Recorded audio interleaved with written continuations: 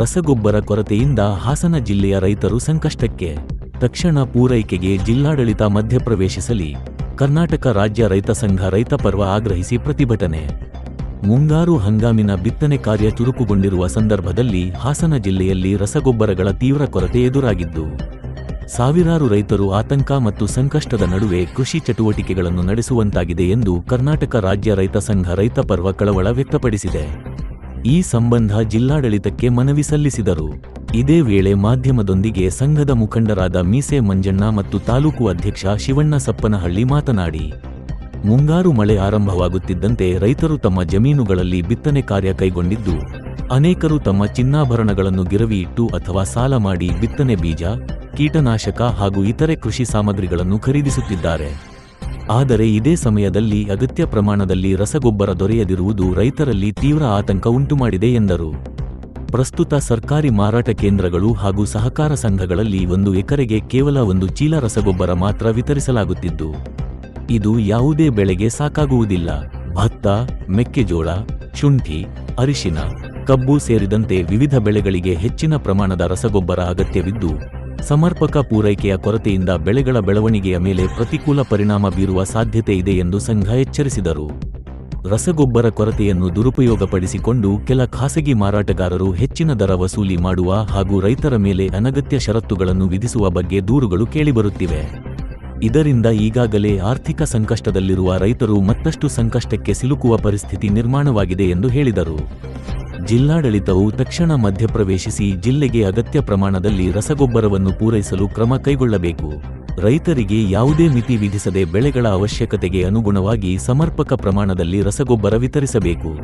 ಜೊತೆಗೆ ಕಾಳಬಜಾರ್, ಕೃತಕ ಅಭಾವ ಸೃಷ್ಟಿ ಹಾಗೂ ಅಕ್ರಮ ದಾಸ್ತಾನು ಮಾಡುವವರ ವಿರುದ್ಧ ಕಟ್ಟುನಿಟ್ಟಿನ ಕ್ರಮ ಜರುಗಿಸಬೇಕು ಎಂದು ಒತ್ತಾಯಿಸಿದರು. ರೈತರ ಹಿತಾಸಕ್ತಿಯನ್ನು ಗಮನದಲ್ಲಿಟ್ಟುಕೊಂಡು ಸರ್ಕಾರ ಮತ್ತು ಜಿಲ್ಲಾಡಳಿತ ಶೀಘ್ರ ಕ್ರಮ ಕೈಗೊಂಡು ರಸಗೊಬ್ಬರ ಸಮಸ್ಯೆಯನ್ನು ಪರಿಹರಿಸದಿದ್ದರೆ ಮುಂದಿನ ದಿನಗಳಲ್ಲಿ ಜಿಲ್ಲೆಯಾದ್ಯಂತ ರೈತರೊಂದಿಗೆ ಉಗ್ರ ಹೋರಾಟ ಹಮ್ಮಿಕೊಳ್ಳುವ ಅನಿವಾರ್ಯತೆ ಎದುರಾಗಬಹುದು ಎಂದು ಎಚ್ಚರಿಕೆ ನೀಡಿದರು. ಸರ್ಕಾರಕ್ಕೂ ಕೇಂದ್ರ ಸರ್ಕಾರಕ್ಕೆ ನಾವು ಹೇಳೋದು ಅಂದರೆ, ಗೊಬ್ಬರ ಅತಿ ಹೆಚ್ಚು ರೇಟ್ ಆಗಿದೆ. ಅದಕ್ಕೆ ಜಿಲ್ಲಾಧಿಕಾರಿಗೆ ಮನವಿ ಕೊಡಲು ಬಂದಿದ್ವಿ. ರಾಜ್ಯ ರೈತ ಪರ ರಾಜ್ಯ ಸಂಚಾರಕ್ಕೂ ಮೀಸಮ ಜನ ಗೊಬ್ಬರ ಜಾಸ್ತಿ ಆಯ್ತು. 10 ರೂಪಾಯಿ ಯೂರಿಯಾ, ಪಟಾಸು ಎಲ್ಲ ಜಾಸ್ತಿ ಆಗೈತೆ. ಎಲ್ಲ ಗೊಬ್ಬರ ಜಾಸ್ತಿ ಆಗೈತೆ. 10, 26, 20 ಪಟಾಸು, ಯೂರಿಯಾ ಗಗನ ಹೋಗಿದೆ ರೇಟು. ಹಾಗೆ ಜಿಲ್ಲಾಧಿಕಾರಿ ಮನವಿ ಕೊಡ್ತಾಯಿದ್ದೀವಿ.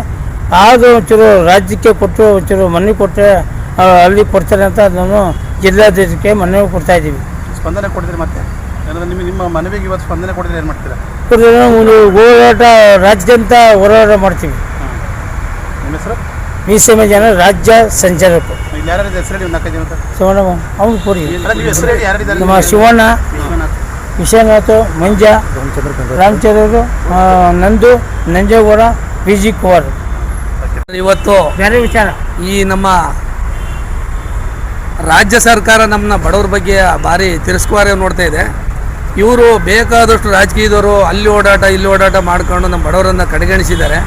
ಹಾಗೂ ಗೊಬ್ಬರದ ರೇಟನ್ನು 2300, 2200 ಏರಿಸಿ ಮಡಗಿದ್ದಾರೆ. ಯಾವುದೇ ಒಂದು ಅಂಗಡಿಯಲ್ಲಿ ಹೋದ್ರೂ ಬೆಂಬಲಿತ ಬೆಲೆ ಇಲ್ಲ. ಮತ್ತು 1300 ಇದ್ದದ್ದು 1800, 1600, 1700, 2200 ಅಂತ ಹೇಳ್ತಾರೆ. ಅದು ಬೆಂಬಲಿತ ಬೆಲೆ ಯಾವುದು ಅಂತ ಗೊತ್ತಿಲ್ಲ. ಒಟ್ಟು ಕಂತಿಗೆ ಅಂತೇಳಿ ಅದನ್ನು ನಮಗೆ ಯಾಮಾರಿಸಿರೋ ಅಂತಕ್ಕಂಥ ವಿಚಾರಗಳನ್ನು ಹೇಳ್ತಾ ಇದ್ದೀನಿ. ಈ ರಾಜ್ಯದಿಂದ ಆಗ್ಬೋದು ಮತ್ತು ಈ ಕೇಂದ್ರ ಸರ್ಕಾರದಿಂದ ಆಗ್ಬೋದು ನಮ್ಮ ರೈತರ ಬಗ್ಗೆ ಕಾಳಜಿ ಇಟ್ಟು ದಯವಿಟ್ಟು ಈ ಗೊಬ್ಬರದ ಬೆಲೆಯನ್ನು ಖಂಡಿತವಾಗಿ ಈ ಬಿತ್ತನೆಯ ಸಮಯ ಬಂದಿರೋದ್ರಿಂದ ರೈತರಿಗೆ ಅನುಕೂಲ ಮಾಡಿಕೊಡ್ಬೇಕು ಅಂತ ಕಳಕಳಿಯಿಂದ ನಾನು ಕೇಳ್ಕೊತಾ ಇದ್ದೀನಿ ಸರ್ಕಾರವನ್ನು ಸಹ. ನಮ್ಮ ಹೆಸರು ಶಿವಣ್ಣ ಸೊಪ್ಪನಹಳ್ಳಿ, ತಾಲೂಕು ಅಧ್ಯಕ್ಷರು, ಚಂದ್ರಾಯಪಟ್ಟಣ.